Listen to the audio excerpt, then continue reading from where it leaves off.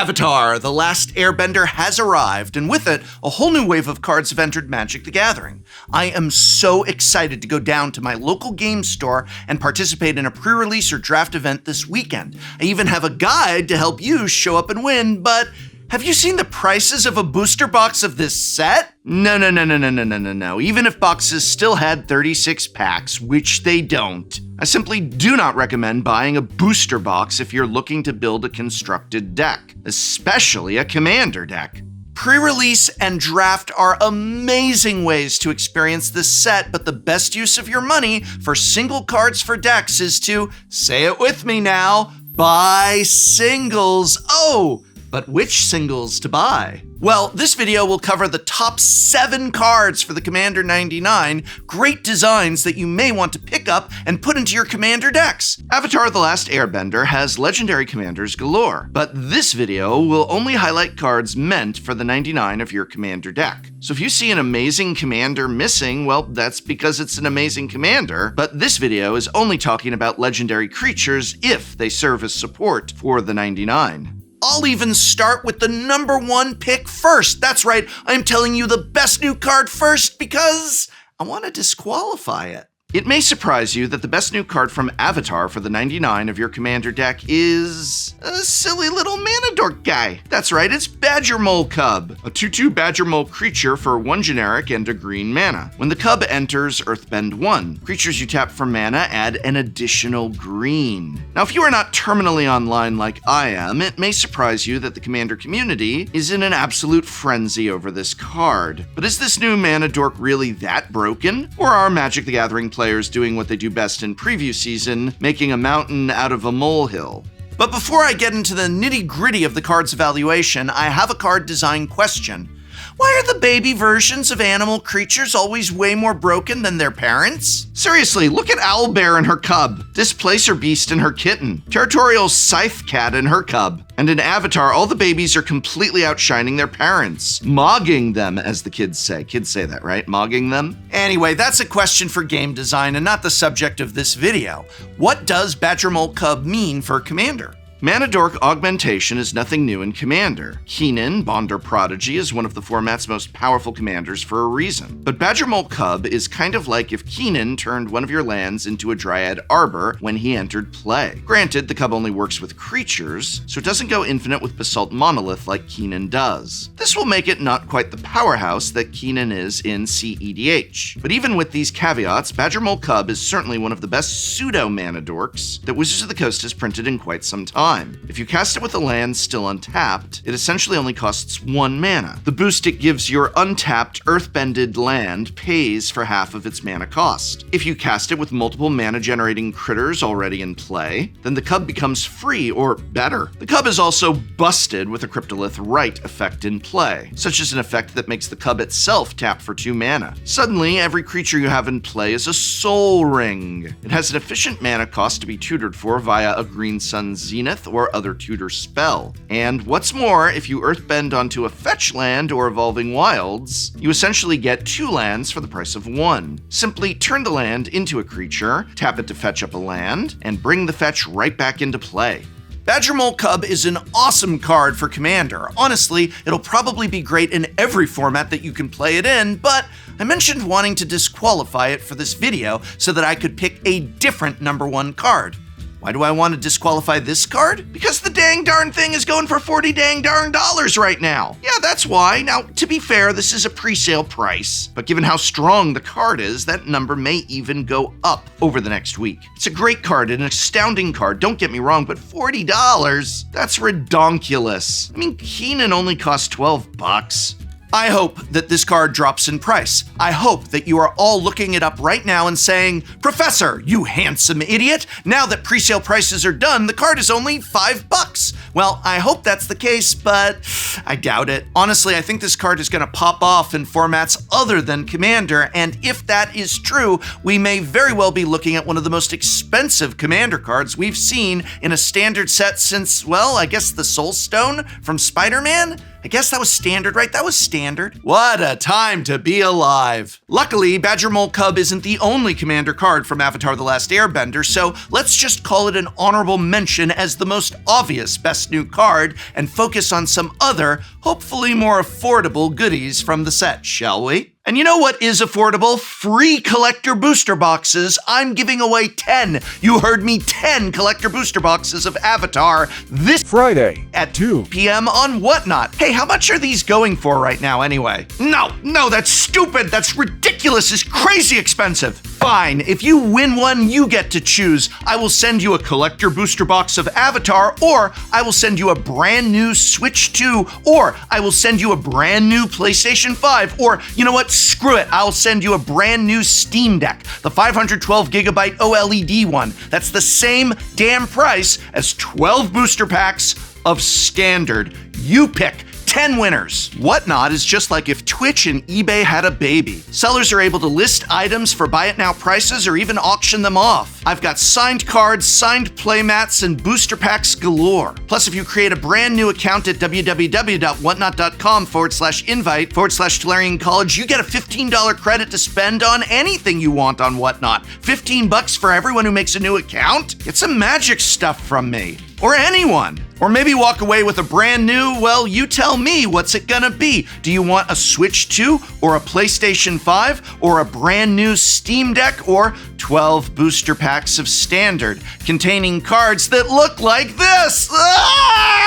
10 lucky viewers get to pick this Friday at 2 p.m. Pacific, and then, that's right, there's more. Then the Command Zone is giving away more collector booster boxes of Avatar immediately after me. Holy moly! Tune into me and stay for the Command Zone and claim your $15 credit by creating a new account using my invite code today. Thank you, Whatnot, for sponsoring this video and this major giveaway. Oh my gosh!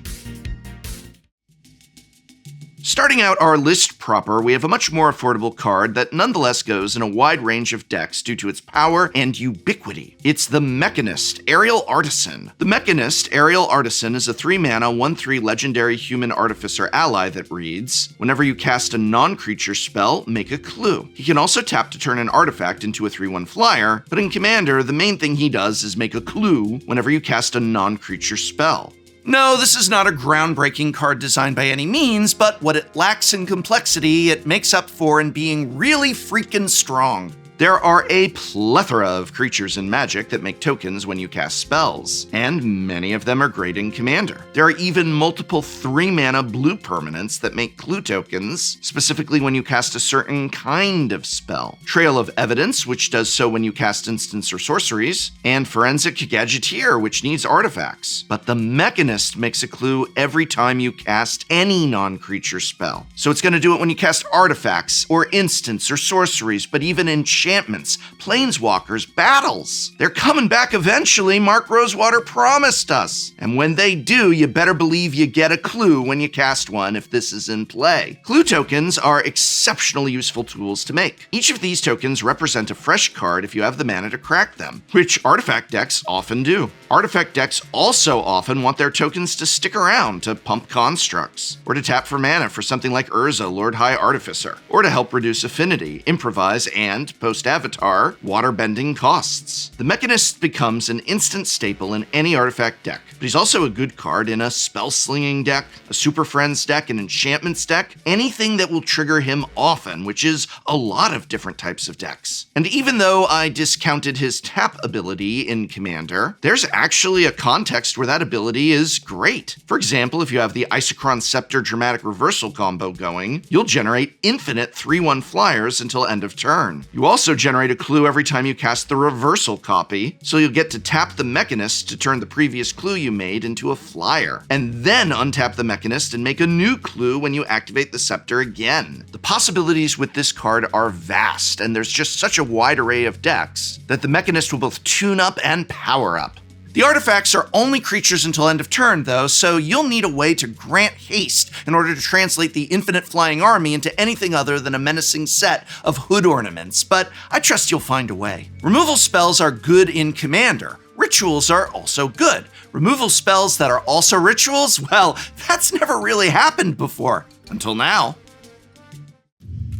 Coming up next on the list is the Last Agni Kai, a powerful fight spell for red decks that's capable of providing a massive mana boost in the right build. For 1 generic and a red mana, you get an instant that reads, target creature you control fights target creature you don't control. If your creature deals excess damage, then generate that much red mana. Until end of turn, you don't lose unspent red mana as steps and phases end. So if you have a large commander, or a commander that can get large, then Agni Kais basically terminate plus Seething Song. Ansrag, for instance, will almost always provide you with the excess damage necessary to add mana. If he fights a 4 toughness creature, then you've added as much additional red mana as the aforementioned Seething Song. If he fights a 1 toughness creature, then your 2 mana ritual is generating 7 red mana, and that's just at its base stats. If you're a Voltron deck, for instance, you'll be capable of dealing far, far more excessive damage. In a spell-slinging deck reliant on prowess effects like Veyran, Voice of Duality, the Last Agni Kai is an awesome spell to cast later in a big turn of spell casting. Of course, in a deck with Firebending, specifically the Last Agni Kai's second line of text, where you don't lose red mana as steps and phases end, makes this card even more absurd. It means the red mana you make mid-combat sticks around until your second main phase, when you can then cast your sorcery speed spells as needed. In tandem with Sozin's Comet, another strong card from the Avatar set, you'll get 5 red mana for each creature you attack with. And then in your second main phase, you'll be swimming through an ocean of red mana, capable of casting virtually any red spell you'd like. Stuff like that makes your deck just crackle with power, wouldn't you say?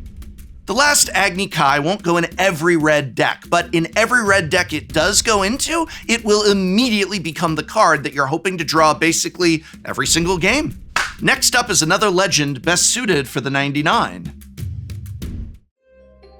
My Scornful Striker is a 2/2 human noble ally for 1 generic and a black mana. She has first strike and a punishing triggered ability. Whenever any player casts a non-creature spell, they lose 2 life. In a sense, Maya's like a mono-black Campbell Console of Allocation, a notoriously annoying Punisher piece in the Commander format. But there are a couple of key differences, both of which are drawbacks relative to Campbell. First of all, she triggers off any player's non-creature spell, not just your opponent's. So you should only jam Mai in a deck that doesn't have many non-creature spells. Secondly, she doesn't gain you any life. She only deals damage. But for what she lacks on those 2 axes, Mai makes up for on 2 other important ones. She costs just 2 mana, and she's monocolor. That means you can run Mai in any color combo that includes black, not just ones that have the black-white Orzhov pair within them. That means she's a fantastic addition to things like a Rakdos Valgaroth Punisher deck, or in the 99 of a Sheoldred deck. Really, any black deck that wants to dole out consistent damage will be happy to run a copy of Mai. You also can just run her in an Orzhov deck alongside Campbell to crank up the pressure on your opponents and their adoration for non-creature spells. Thalia and the Gitrog monster will be happy to add Mai to their deck list, as would a Timna Sidar weenie deck. Since she costs only 2, she hits the table while your opponents are still developing their mana, often through the use of non-creature spells like Mana Rocks and Rampant Growths. Thanks to First Strike, she's great at attacking and blocking in the early game, and is a great body to wear counters or equipment in the later game. Also, because she doesn't actually prevent any player from casting the spells they want to cast, she's likely to stick around a lot longer than something like a Thalia, Guardian of Thraben, who makes her disruption felt in a much more immediate way. So while your opponents are busy answering your more pressing threats, Mai will be diligently shocking them whenever they want to get up to any kind of non-creature business. The disruption Mai provides is still very real. It won't take long for her damage output to add up, forcing your opponents to either answer her or simply stop casting non-creature spells. What more can you ask for from a 2-mana curve filler in an aggressive deck? Nothing. You can't ask for anything else. All right, number 2 on our list might actually be the most unique board wipe that Commander has seen in ages. Avatar's Wrath is a sorcery for 2 generic and 2 white, which is the same mana cost as Wrath of God. Wrath of Avatar, however, reads, choose up to 1 creature, then airbend the rest. Your opponents may not cast spells from anywhere other than their hand until your next turn. This is actually a very strange card to evaluate. It's not a true sweeper in that at a certain point, your opponents can start replaying the cards they had airbended out from under them. But it is a kind of sweeper, in that all of your opponent's creatures will be swept away for at least a turn cycle. And a turn cycle is actually a long time in the Commander format. By the time your opponents start replaying their stuff, you'll have steadily rebuilt your own board. There's also many ways to turn this temporary wrath into something more permanent. A Draneth Magistrate in play, for instance, means your opponent's airbended stuff will stay airbended for as long as you control the Magistrate. Even something like an Aven Interrupter would slow their redevelopment down considerably. Alternatively, rather than making spells cost more to redeploy, you could just make your own spells cost less. A Nylea, Keen-Eyed, for instance, would make any creatures you recast off airbend cost just 1 mana. On top of that, if you have more ETB effects than your opponents do, that will help break the symmetry as well. While they are recasting their creatures one at a time just to have stuff back in play, you'll actually be recurring value with all the re-ETBs. Or would we call those re-TBs? Let's just leave that TBD for now. All these synergies aside, Avatar's Wrath is a powerful, reasonably costed board wipe that, unlike basically every other board wipe, won't make the table groan quite so much. I mean, come on, they're not losing their stuff forever. That's what you need to tell them anyway. Now, I guess that's the same sort of argument you could make in defense of your own Cyclonic Rift, so maybe it won't help your case at all. Regardless, Avatar's Wrath looks fantastic, and I personally am very excited to jam it in my white decks. Alright, we've made it to the number 1 card on the list. At least the number 1 card on the list not named Badgermole Cub. This card won't be quite as ubiquitous as Badgermole Cub, but in the decks where it's good, it's going to look obscene. Which card do I mean? Well... Spirit Water Revival is a sorcery for 1 generic and 2 blue mana. It also has an optional additional cost of Waterbend 6. Spirit Water Revival lets you draw 2 cards, or if you paid that Waterbend cost, instead shuffle your graveyard into your library and draw 7 cards, and you have no maximum hand size for the rest of the game? Nice, though regardless of which mode you pick, you do have to exile Spirit Water Revival. Nonetheless, this card is absolutely redonkulous. Waterbend 6 seems like a non-trivial cost to have to pay, but if you're a token deck or an artifact deck, I really don't think it's asking too much to have 6 rectangles lying around to tap to boost Spirit Water Revival to its full potential. Note that this isn't a one-sided time twister. You don't shuffle your hand into your library, you just shuffle your graveyard into your library, and then draw 7 cards, adding them to whatever cards you already have in hand. And again, you won't have to discard. So let's go back to that Waterbend 6 cost. Waterbend is essentially a fusion of Improvise and Convoke, which makes it almost twice as good as both abilities. A Waterbend cost of 6 is only slightly harder to pay for than Kappa Cannoneers Improvise 5 or City on Fire's Convoke 5. The card asks you to work for it, but it doesn't ask you to work that hard, and the payoff is enormous. It's hard to imagine resolving this spell with its Waterbend cost and not winning the game. If you manage to tap 6 non-lands to pay for the Waterbend, then you just spent 3 real mana on the effect. That leaves you with plenty of mana still up to cast Interaction and Protection to keep yourself alive long enough to use all the cards you drew. I'm going to go out on a limb and say any blue token deck, whether it be Talrand or Wrath Weatherlight Stalwart, or even Brudiclad, will want to run Spirit Water Revival. I also think any artifact deck will want this as well. It's entirely possible that any blue deck that doesn't make tokens could be made better by figuring out how to add a little token generation just to allow for running Spirit Water Revival. It really is just that strong. And look, if you find yourself in a tough spot and you don't have the Waterbend fodder necessary to make this cheap, and furthermore, you do not have 6 extra mana sources to just pay for this extra cost manually, then you can still just cast this as a 3 mana Divination. That's a pretty solid buyout, considering the card Divination also famously costs 3 mana. Of course, you'd much rather get the full Waterbend bonus from Spirit Water Revival, and I maintain that that won't be too difficult. It's just important to not be afraid to cast it for its weaker mode if you need to. I highly recommend picking up a copy of Credence Clearwater Spirit Water Revival at your earliest convenience. This card is the real deal. Professor's note, Jessie wrote this joke and I have no idea what she's talking about. I hope you enjoyed it. But these are, of course, just my opinions, and now I want to hear from you. Which avatar cards are you most excited to pick up for in the 99 of your Commander deck? Let me know in the comments section below. But those are just my picks, and the picks that matter are yours, such as, do you pick a collector booster box of Avatar: The Last Airbender, or a brand new Switch 2, or a brand new PlayStation 5, or a brand new Steam Deck? The choice is yours this Friday at 2 p.m. Pacific on my Whatnot stream, and I'm giving away 10 of them. That's right, 10 of my viewers get to choose if they want a collector booster box or the same exact price as 12 packs of Standard. You can get a Switch 2, a PlayStation 5, or that Steam Deck. The choice is yours this Friday. When you create a brand new account using my invite code, you get $15 to spend on anything on Whatnot. That's www.whatnot.com/invite/Tolarian College. Thank you, Whatnot, for sponsoring this enormous giveaway between me and the Command Zone.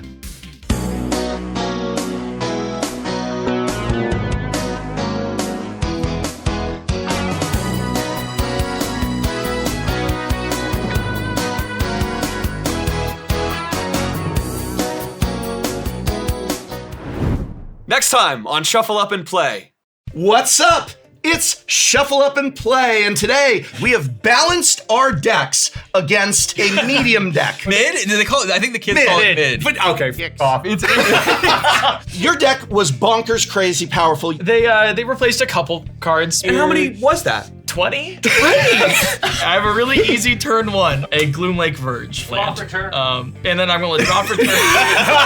This is what I assume your lives are usually like. As influencers. You're an influencer. You're an influencer. I want to tell you this. That's what you do. Death Cap Glade. Is that a no cap? It's cap? Yeah, cap. Cap. I want to attack, but I don't think anybody's naked. You got a 4/4 froggy. Can't be naked. What? Is this a common vibe? Sometimes I say things and I don't know.